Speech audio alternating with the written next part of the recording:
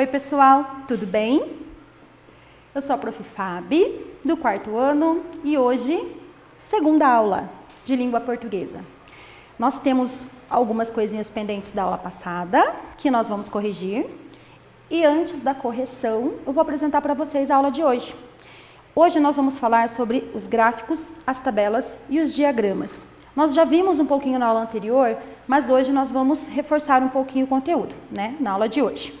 Então, nesta aula a gente vai ver o item Conheça Quem É. Nós vamos ver os gráficos, as tabelas e os diagramas. O Vale a Pena Conhecer, que tem uma dica bem legal de leitura. E vamos ver o início do conteúdo sobre numerais, sobre como nós contamos as coisas. E depois tem um para casa, que é um vamos produzir, que a prof explica lá no finalzinho da aula, tá bom? Antes de nós darmos início ao nosso conteúdo, vamos fazer a nossa correção que ficou pendente? Não foi difícil, né? Como aqui no espelhamento da prof vai aparecer diferente para vocês, eu coloquei escrito aqui para ficar mais fácil. Quando você faz a sua correção lá, observa que antes da leitura, na questão número 7, vamos lembrar um pouquinho, tem a tabela que você fez a pesquisa lá no seu texto. Você precisava organizar alguns dados. Antes da leitura, qual era o conteúdo lembrado? Se você não leu, você não lembra de nada. Então, antes da leitura, deixa só a prof trocar a cor da caneta, para ficar melhor para você observar. Então, antes da leitura, 0%. Você não leu, você não lembra. No momento, aí tem ali tempo de revisão recomendado. Se você não leu, não tem revisão, né? Então não escreve nada. No momento da leitura, você está lendo, você está dentro do conteúdo. Então, seu conteúdo lembrado é de 100%. E não tem nenhum tempo recomendado ali de revisão. Então, você deixa em branco. No dia seguinte, quanto que você lembra daquilo que você leu? Dia seguinte, 50%. Aí sim, você tem um tempo de revisão recomendado, que é de 10 minutos. Então, coloca lá do ladinho os seus 10 minutos. No 7º dia, você não tem nenhum dado no texto para colocar. Ele não diz ali o conteúdo lembrado, mas ele diz que você precisa de uma revisão de 5 minutos. Então, você vai colocar no 7º dia, na segunda tabela, 5 minutos. E no 30º dia, você tem lá uma recomendação de 2 a 4 minutos. Então, você não tem lá o conteúdo lembrado, porque o dado não está no texto, mas você tem a recomendação que você faça uma revisão de 2 a 4 minutos. Isso vai entrar na sua segunda tabelinha. Eu sei que ficou um pouquinho apertadinho, ficou um pouquinho confuso, mas quando você olha para a sua tabela na apostila, eu tenho certeza que faz sentido para você, tá bom? Já o número 8, que é o diagrama, a gente consegue corrigir aqui bem certinho para você. Olha lá. Curva do esquecimento é o tema do nosso diagrama. Então, ali, capacidade de retenção do cérebro. No dia do estudo, quanto que eu consigo reter de informação? 100%. Preenche lá com o 100%. Gente, lembra que a prof falou na aula passada? Se você acha que está indo muito rápido, que você não consegue acompanhar, corrigir o seu erro, pausa o vídeo. Você tem todo o tempo do mundo para apagar, para corrigir, para arrumar, tá bom? Vamos lá. Tá vendo como que funciona o diagrama? Tá vendo que uma informação leva a outra? Curva do esquecimento, capacidade de retenção. Dia do estudo, 100%. No segundo dia, quanto? 50%. E no 30º dia, qual que é a capacidade? Apenas uma vaga lembrança. Você vai lembrar pouco. Coloca lá, uma vaga lembrança. Segue o seu diagrama. A flechinha das laterais. Curva do esquecimento foi para o pesquisador. Quem foi o pesquisador? Escreve o nome lá daquele alemão Hermann. Coloca só o primeiro nome mesmo, que você já sabe que se trata do alemão Hermann, que é o pesquisador que fez toda essa investigação sobre a curva do esquecimento. Que ano que ocorreu essa descoberta? Tá vendo como liga uma coisa na outra? 1885. 1885. Aí, embaixo, como combater revisão para cada hora de estudo. Então, no segundo dia, qual que é o tempo estimado? 10 minutos. É basicamente aquilo que a gente colocou no exercício anterior, né? Sétimo dia, 5 minutos. E no 30º dia, o recomendado é 2 a 4 minutos. Certinho? Você acertou tudo? Não acertou? Não tem problema. Só você pausar o vídeo, corrigir o que você errou e tá tudo certo, tá bom? Agora sim a gente vai dar início à nossa segunda aula de hoje. Lá no item Conheça Quem É, você vai conseguir ver um pouquinho mais de perto quem é esse senhor aqui, ó. A prof vai apagar para não atrapalhar a sua visão. Mas você também pode pesquisar quem foi esse senhor barbudo, de óculos, na internet. Coloca o nome dele lá que você vai descobrir um pouquinho mais sobre ele. Hermann, filósofo alemão, dedicou-se ao estudo da memória e foi o primeiro a investigar como o esquecimento acontece à medida que o tempo passa. Então, esse senhor aqui, que é o responsável por tantas descobertas. Agora, a gente vai tratar na página 31, lembrando para vocês, na página 31 que nós estamos agora, nós vamos falar um pouquinho sobre os gráficos, as tabelas e os diagramas. São representações visuais usadas em relatórios, estudos ou pesquisas para organizar ou esquematizar informações e dados que serão interpretados pelo leitor. Como assim, prof? Quando uma empresa faz uma pesquisa, se ela publicar um textão enorme, não vai chamar a atenção do leitor. Mas, se essa empresa coloca essas informações num gráfico, ou numa tabela, ou num diagrama, facilita a compreensão. Por isso que é tão importante. Agora, no item Vamos Produzir, esse item eu vou deixar para o finalzinho da aula, para explicar para vocês, porque é o para casa. E vai ter uma situação especial ali, que eu explico no final. Vou deixar vocês bem curiosos. Pode pular lá para a página 32 do seu material, lá da sua apostila. Vai lá no Vale a Pena Conhecer. Conseguiu? Chegou lá? É que tem muita informação antes disso, né? Mas depois eu explico, pode ficar tranquilo. Aqui tem uma dica de livro bem legal. Esse livro se chama No Reino Perdido do Beleléu. É um livro legal, um livro bacana, mas como nós sabemos, a orientação é não sair de casa, né?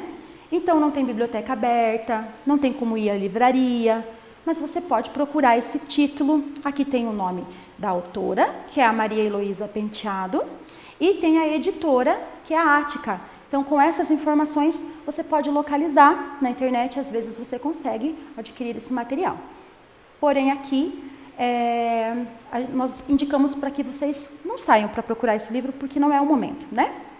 Nesse Vale a Pena Conhecer, a dica é o seguinte: você sabe onde fica o Beleléu? Você já falou assim, foi para o Beleléu, né? A gente usa esse termo. É um lugar misterioso, onde vão parar todas as coisas perdidas. É para lá também aonde Valdomira foi procurar seu irmão, que está desaparecido. Você vai adorar essa história, tá vendo? É uma história misteriosa, né? Ela vai procurar o irmão que está perdido lá. Então, se você tiver a oportunidade de encontrar, encontra, faz a leitura. Quando nós retornarmos para a sala de aula, vocês dividem com os colegas, não é mesmo? Agora que a dica já está dada, que nós já falamos mais um pouquinho sobre os gráficos, as tabelas, o diagrama, fizemos a correção, nós vamos para a página 33. Na página 33, nós encontramos os numerais e como contamos as coisas. Gente, nós contamos as coisas o tempo todo, né? Quantos alunos faltaram? Fazemos a fila. Quem é o primeiro da fila? Quem é o segundo da fila? Nós não estamos o tempo todo contando? Então, os numerais funcionam da seguinte forma. Para indicarmos quantidades ou contagens exatas, usamos os números cardinais. Cardinais. Aqui, ó. Aqui dessa forma, a gente faz a contagem exata. Por exemplo, naquela rua existiam 2 pontos de alagamento após o temporal de hoje à tarde.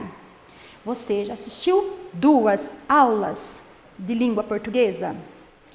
Entre algumas unidades, dezenas e centenas, usamos o E. Se você não usar o E, vai ficar estranho.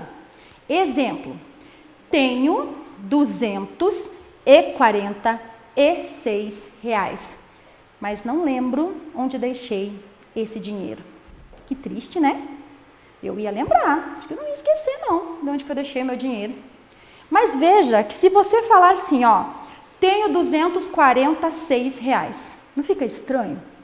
Não tem concordância, falta alguma coisa. Então, você precisa usar o E entre as palavras. Tenho 246 reais, mas não lembro onde deixei esse dinheiro. Agora, quando precisamos indicar ordem ou posição em sequências, usamos números ordinais. Ordinais vem de ordem, você já sabe que é uma organização. Então, olha o exemplo. Teodoro foi o primeiro a chegar na escola hoje. Então, é uma ordenação, você está organizando quem foi o primeiro, quem foi o segundo. Observe, todos os numerais ordinais têm variação de gênero. Nós já estudamos gênero, quando é no feminino ou quando é no masculino. Exemplo, é a segunda vez que esqueço o guarda-chuva na escola. É a segunda vez. Eu não posso falar, é a segunda vez que eu esqueço. Fica estranho, não fica? Então, é a segunda vez, no feminino. Esqueci meu estojo no segundo andar da escola. Como que eu esqueço meu estojo na segunda andar? Não tem cabimento, né? Fica muito estranho. Então, eu esqueci o meu estojo no segundo andar da escola. Os números ordinais são indicados com abreviação de gênero.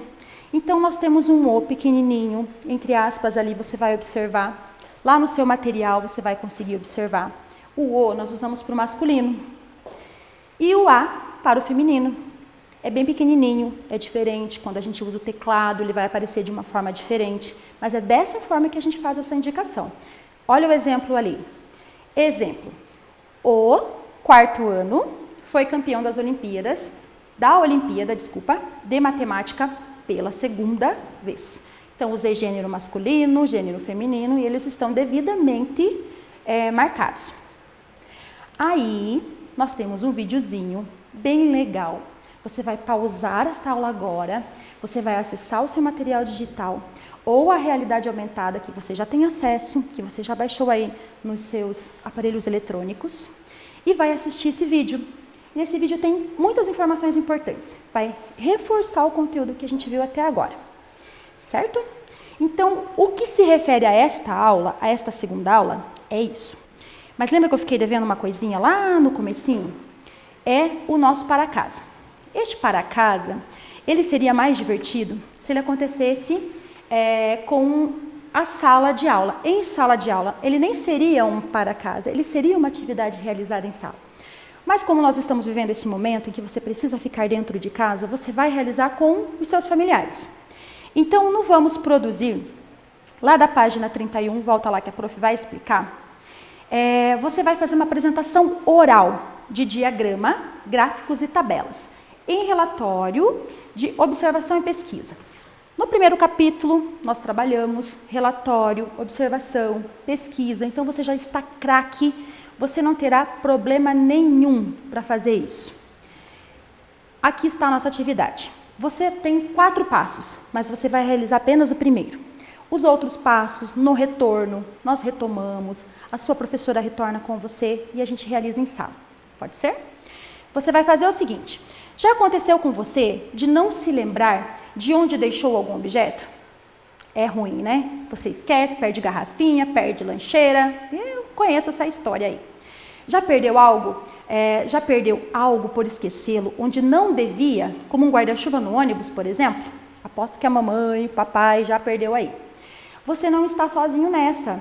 esquecer objetos no lugar errado ou não lembrar de onde deixou é muito comum.